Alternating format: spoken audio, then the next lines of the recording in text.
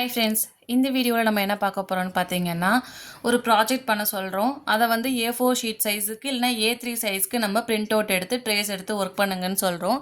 அதில் நிறைய பேர் பண்ணுற ஒரே மிஸ்டேக் என்னென்னு பார்த்தீங்கன்னா, A4 ஷீட்டில் பிரிண்ட் எடுத்துடுறீங்க. ஆனால் அந்த படத்தோட சைஸ் வந்து ரொம்ப சின்னதாக இருக்குது. அதாவது எக்ஸாம்பிளுக்கு இப்போ டெடிபேரோட தலை மட்டும்தான் ஒர்க் பண்ணுறீங்கன்னா, இதை கொஞ்சம் ஜூம் பண்ணி பிரிண்ட் அவுட் எடுக்க சொல்லணும் நம்ம கடையில் கொடுக்கும்போது. ஒரு சில பேர் வந்து அந்த டெடிபேரோட தலை மட்டும் இல்லைனா இந்த ஹார்ட் மட்டும் என்ன ஆகுதுன்னா சென்டரில் வந்து எடுத்துட்டு இது நான் A4 ஷீட்டில் தான் பிரிண்ட் அவுட் எடுத்தேன், ஆனால் சைஸ் ரொம்ப கம்மியாக இருக்குது அப்படின்னு சொல்கிறீங்க. அதை வந்து நம்ம எப்படி சரி பண்ணணும்னா, பிரிண்ட் அவுட் எடுக்கும் போதே கடையில் சொல்லிடணும், இந்த இமேஜை வந்து எனக்கு A4 ஷீட் சைஸில் ஜூம் பண்ணி எடுத்து கொடுங்க, ஃபுல்லாக கவர் ஆகிற மாதிரி பெருசுப்படுத்தி எடுத்து கொடுங்க அப்படின்னு சொன்னீங்கனாலே அவங்களே கொடுத்துருவாங்க. ஓகேங்களா? அதை நம்ம ஒரு சில பேர் சொல்கிறது இல்லை, அதனால் அந்த படம் வந்து அப்படியே இருக்கிறத வந்து பிரிண்ட் அவுட் எடுத்து கொடுத்துட்றாங்க. நம்ம ஃபோனில் பார்க்கும்போது ஒரு சில படம் வந்து சின்னதாக இருக்கும், அது அப்படியே பிரிண்ட் அவுட் எடுக்கும்போது சென்டரில் வர மாதிரி இருக்குது. ஓகேங்களா? ஃபஸ்ட்டு இதை ஞாபகமாக வச்சு நீங்கள் பிரிண்ட் அவுட் ஷாப்புக்கு போகும்போது இதை மறக்காமல் சொல்லிவிடுங்க. அடுத்து நம்ம என்ன மாதிரி கிளாத்துக்கு வந்து என்ன மாதிரி கார்பன் யூஸ் பண்ணணும் அப்படின்னு சொல்லி கேட்குறீங்க. ரொம்ப சிம்பிள் தான். இந்த ஒயிட் கலர் கிளாத்துக்கு வந்து பார்த்தீங்கன்னா, நான் வந்து எல்லோ கலர் வந்து கார்பன் வந்து யூஸ் பண்ணுறேன். ஓகேங்களா?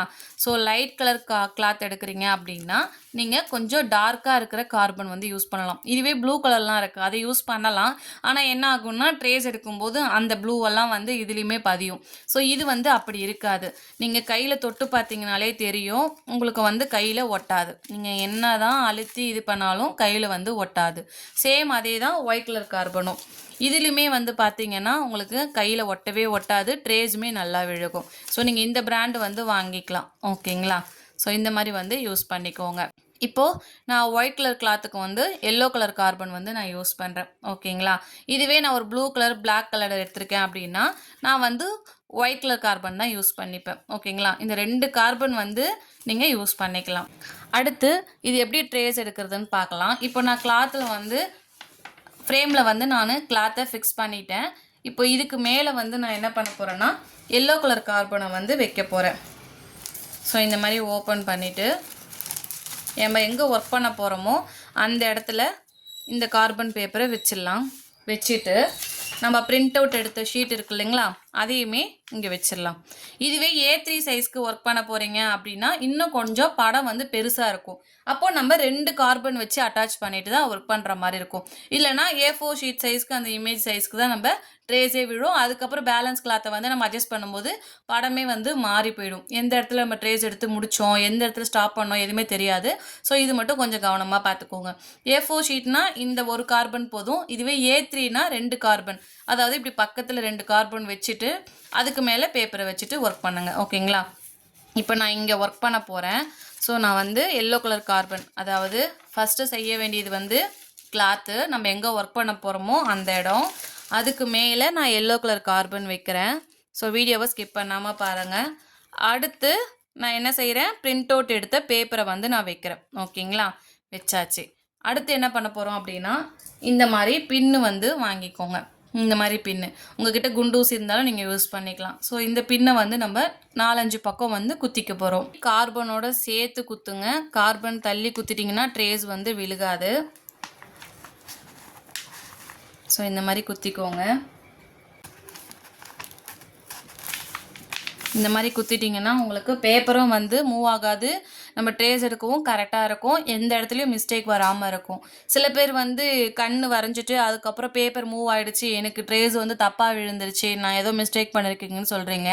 அந்த மாதிரிலாம் கிடையாது. நம்ம பண்ணுற மிஸ்டேக் என்னென்னா இந்த மாதிரி பின் பண்ணாமல் நம்ம ஃப்ரீ ஹேண்டாக வச்சு பேப்பரை மட்டும் வச்சுட்டு வரையும் போது சில நேரத்தில் வந்து கார்பன் மூவ் ஆகும், இல்லைனா பேப்பர் மூவ் ஆகிடும், அதனால் ட்ரேஸ் வந்து தப்பாக வரும். ஓகேங்களா? இப்போ பாருங்கள், நான் 4 பக்கம் வந்து பின் குத்திக்கிட்டேன். உங்களுக்கு எக்ஸ்ட்ரா வேணும் அப்படின்னாலும் நீங்கள் குத்திக்கலாம். ஓகேங்களா? கார்பன் பேப்பரும் கரெக்டாக இருக்கான்னு செக் பண்ணிக்கோங்க, அப்போ தான் ட்ரேஸ் வந்து விழும்.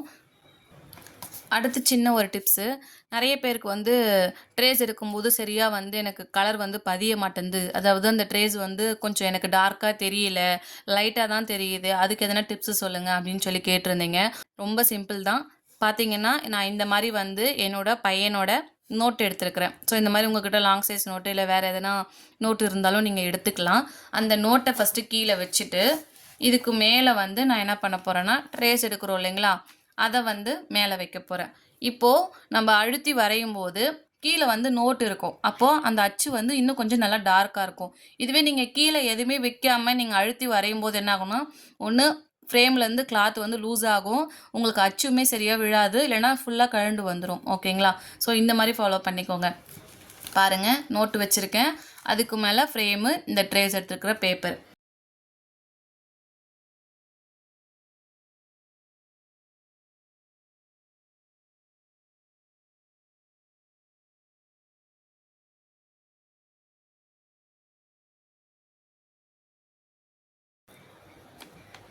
ஒரு இடம் கூட நம்ம விடக்கூடாது.